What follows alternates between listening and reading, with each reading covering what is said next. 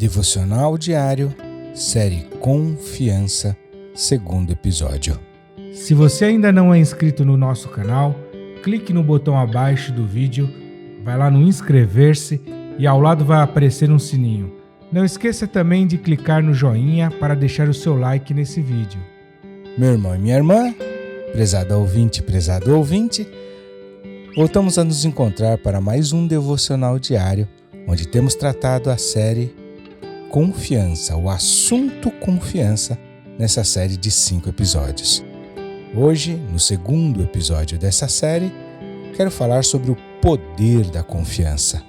E para tanto, eu separei o texto de Ruth, livro de Ruth, capítulo 1, dos versos 16 ao 17, que diz assim: Disse, porém, Ruth: Não me instes para que te abandone e deixe de seguir-te, porque aonde quer que tu fores, eu irei, e onde quer que pousares, ali pousarei eu. O teu povo é o meu povo, o teu Deus é o meu Deus. Onde quer que morreres, morrerei eu, e ali serei sepultada. Faça-me assim o Senhor, e outro tanto, se outra coisa que não seja a morte me separar de ti. O poder da confiança. Meus irmãos, na Bíblia existem centenas de histórias que comunicam o valor, a necessidade, o resultado e a bênção da confiança. Vamos lembrar alguns? Pense na história de Noé, narrada no livro de Gênesis. Um camarada com mais ou menos 600 anos de idade é desafiado a construir um barco de 135 metros de comprimento, 22 metros e meio de largura, 13,5 metros de altura, porque viria uma tempestade de 40 dias de duração e com isso uma inundação que destruiria toda a terra. Detalhe, sem nunca ter chovido até então uma gota sequer. Precisa ou não precisa de confiança para entrar nessa? Lembrem da história de Abraão, narrada em Gênesis 22, um camarada com idade avançada e com a mulher estéril. Deus manda um filho mediante uma promessa. E num contexto confuso, pois Abraão tenta dar uma forcinha para Deus, como a gente costuma querer fazer, ele produz, entre aspas, Ismael. Aí chega o filho da promessa. A história de Ismael podemos falar depois. E de repente, Deus manda sacrificar esse filho. E o pior, ou melhor, ele obedece. Deus proverá, lembra dessa frase? Esse camarada confiava em Deus, não? E Pedro? A história dele, desse ponto eu quero destacar da vida de Pedro, narrado em Mateus 14, 29, numa madrugada, na 4ª vigília da noite, em meio a uma tempestade, ventos contrários, Jesus chama Pedro para encontrá-lo. Pedro vai. Detalhe, Jesus vem andando sobre o mar. Pedro deveria ir andando até ele, e ele foi. Apesar de começar a afundar no meio do caminho, e isto sempre é o que a gente precisa destacar nessa história. Aliás, isso sempre é o que as pessoas destacam nessa história, né? Que Pedro afundou. Mas ele foi, isso que importa. Quanto tem que se confiar em alguém para fazer isso? Sair do seu barco no meio de uma tempestade e andar no mar. E a história de Jonatas e Davi, narrada lá em 1 Samuel, amigos. Confiança que leva um a compartilhar o seu melhor com o outro.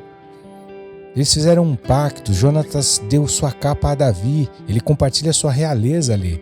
Ele deu sua armadura, que significava sua graduação, suas patentes, seus status. Ele compartilhou sua espada, suas armas, sua proteção, o seu arco, que eram seus diferenciais, a sua habilidade. E o seu cinto, que protegiam áreas vitais ali na região lombar. Vitais de uma guerra que, se acessadas, matariam o soldado, a pessoa. Portanto, ele compartilha sua proteção, sua vida. E o texto de Noemi e Ruth, parentes, nora e sogra, uma declarando para a outra, numa expressão de confiança que leva uma a seguir a outra, a andarem juntas a qualquer custo. Sabemos da complexidade desse tipo de relacionamento entre noras e sogras. Ruth abre mão do seu povo, portanto da sua cultura, da sua fé, portanto do Deus dela. Porque ela fala, meu povo é o teu povo, meu Deus é o seu Deus. Do seu destino, porque ela fala, onde quer que tu fores. Do seu lar, porque ela diz, onde quer que pousares. E até onde? Até morrer, até o fim. Ruth abre mão, confiança que gera renúncia. E tantas outras histórias, meus irmãos e irmãs, fantásticas que a Bíblia mostra e que evidenciam o poder da confiança nos relacionamentos. Se a gente se lembrar dos 37 valentes de Davi, se a gente lembrar dos homens que desceram enfermo numa cama pelo telhado na sala onde Jesus estava, quantos obstáculos, quanto eles precisaram confiar uns nos outros para beneficiar o amigo deles paralítico.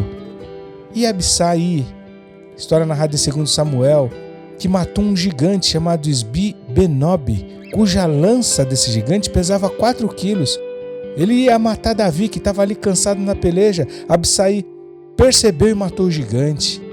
E a história de Paulo e Timóteo, Paulo e Silas, relacionamentos permeados por confiança, que geravam um legado, discipulado, parceria, realização. Moisés diante de Mar Vermelho, Elias e Eliseu, confiança que deixou uma herança, um legado, a ponto de Eliseu pedir porção dobrada do que havia sobre Elias e lhe é concedido.